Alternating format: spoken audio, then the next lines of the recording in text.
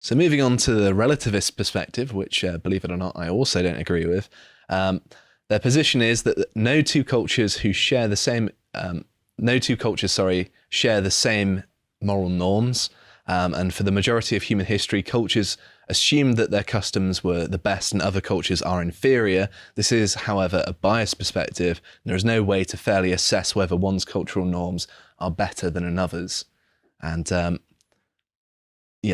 don't know where to start with disproving this one, because, of course, many cultures do recognise another culture's virtues and adopt either their customs or moral norms. And this is pretty obvious to anyone with a cursory knowledge of history. An interesting thing to note is that there is a particular distinction that many people do not see adequately. Mm-hmm. When you ask many people to tell you what they understand as moral relativism, they tell you it's the belief that moral beliefs vary across culture. Mm-hmm. That's not moral relativism. This is a purely descriptive claim that everyone agrees, everyone in their right mind.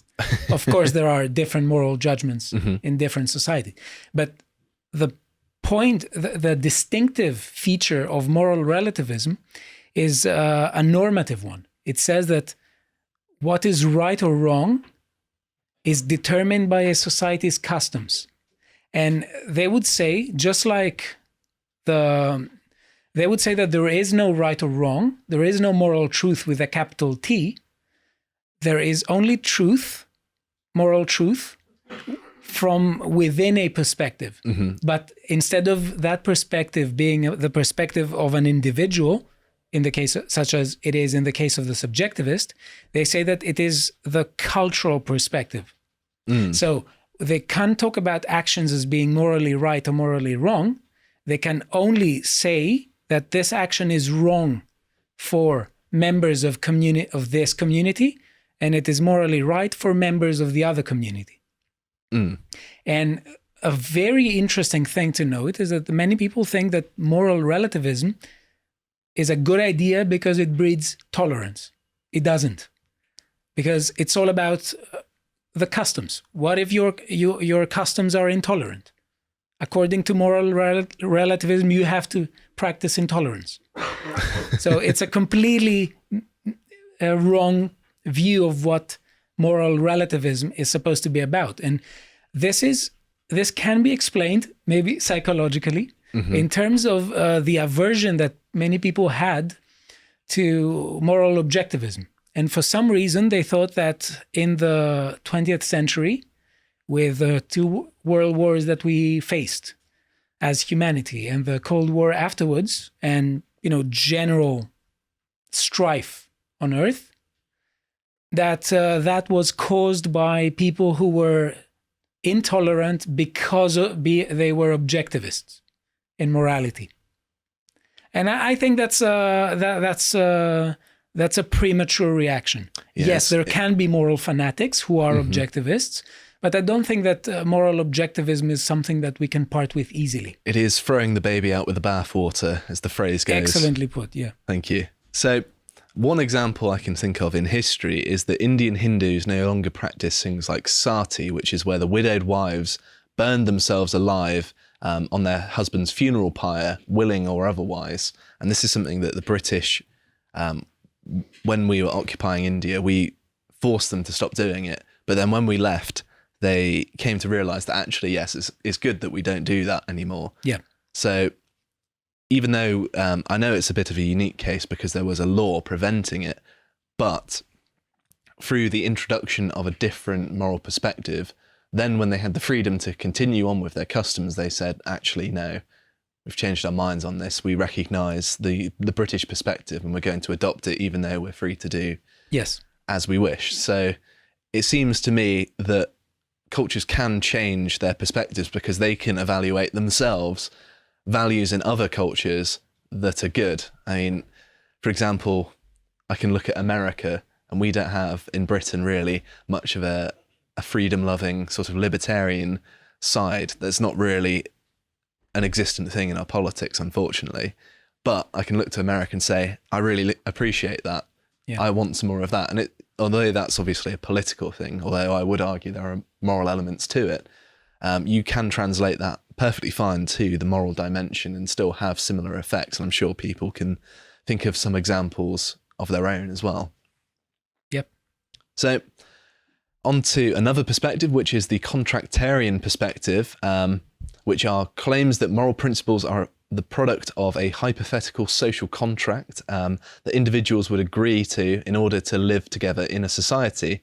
And contractarians do not believe it is possible to ground morality in either the divine or human nature, and they believe that morality exists as a result of an agreement between free and rational individuals, emphasis on the free and rational part, to live together in a way that is mutually beneficial. And there are many notable social contract theorists such as Hobbes, Locke, Kant and Rousseau, who is known, of course, the latter of which for the social contract.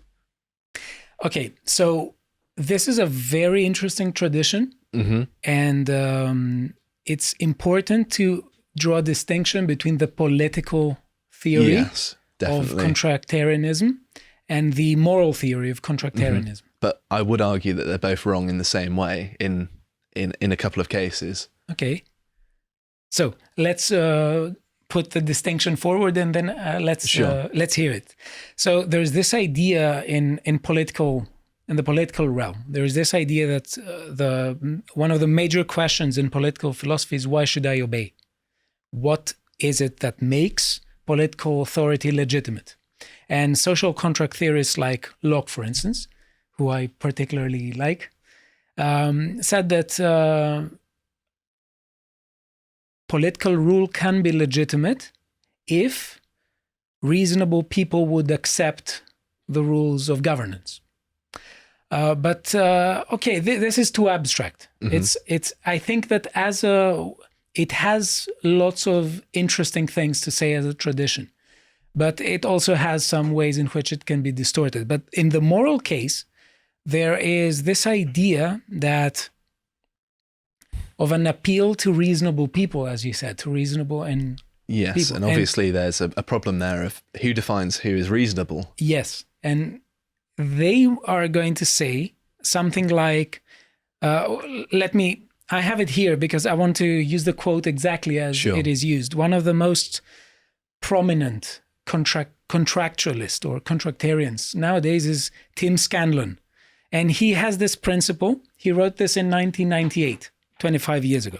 So an act is wrong if its performance under the circumstances would be disallowed by any set of principles for the general regulation of behavior that no one could reasonably reject as a basis for informed and forced general agreement.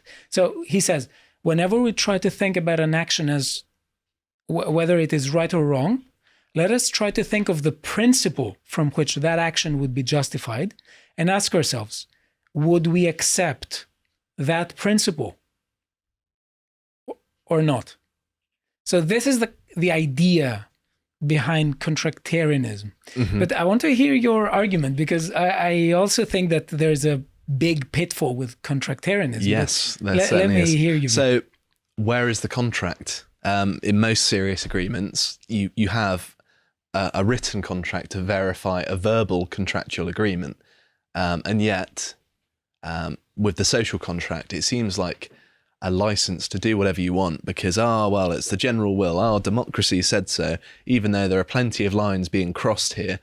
And I think that the fact that it's not a formal contract, you've not signed an agreement that's legally binding, well, then it doesn't really mean very much because it's basically forced upon you.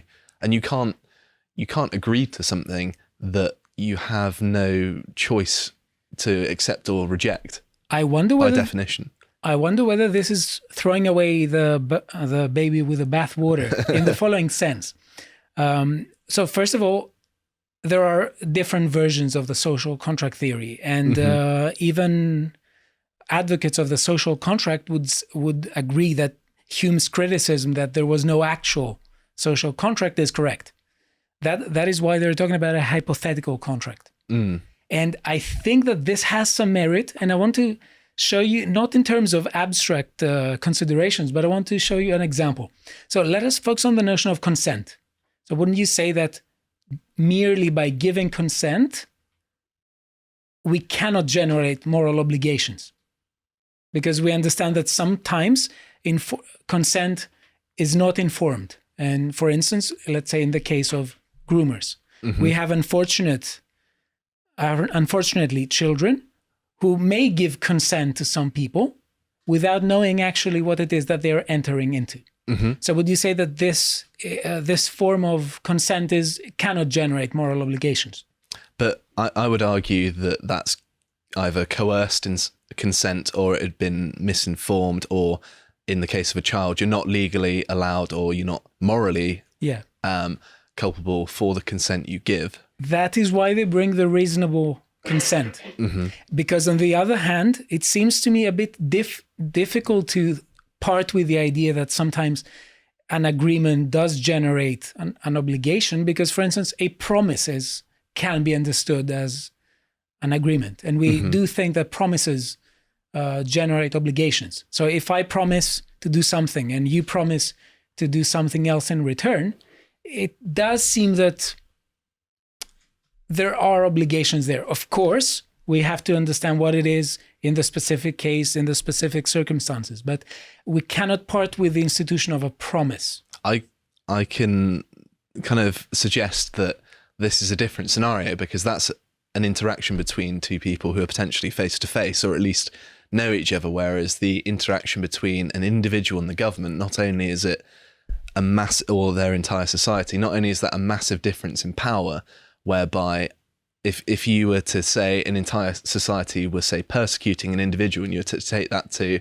an objectively fair court, hypothetically speaking, well, the court would say, well, there's no way I can rule on this case, because look at the difference in the defendant and the plaintiff. There's such a gulf here that how do you expect it to be a fair trial? And that's one argument that you can make. And adding on top of that is the fact that if you're raised within a moral system, you're effectively indoctrinated into it. Therefore, how can you consent to something that you've known nothing but those norms? So how can you agree to this social contract when, in reality, your upbringing has already pre-programmed those moral norms into your head before you've even had a chance to dispute them? So how can you consent to a contract whereby your entire life has basically been brainwashing you to sign it? Although I obviously don't agree that, you're being indoctrinated or brainwashed into morality a lot of times. I agree with my upbringing, so I'm not necessarily suggesting that. I mean, if the upbringing contains critical thinking, and if part of our upbringing does involve empowerment into thinking individually, the fact that we have inherited a tradition of moral norms does not imply that we cannot subject them to criticism. So I think that this changes when we are talking about a society that doesn't force feed moral norms to people, but also has the institution of critical education. Yes, I think the argument that I espoused in a liberal society, it applies less than perhaps a more rigid society that is stricter on its enforcement of moral norms. So you think that there's a problem with the notion of reasonable, in a sense? Do you think that the notion of reasonable or rational consent makes no sense?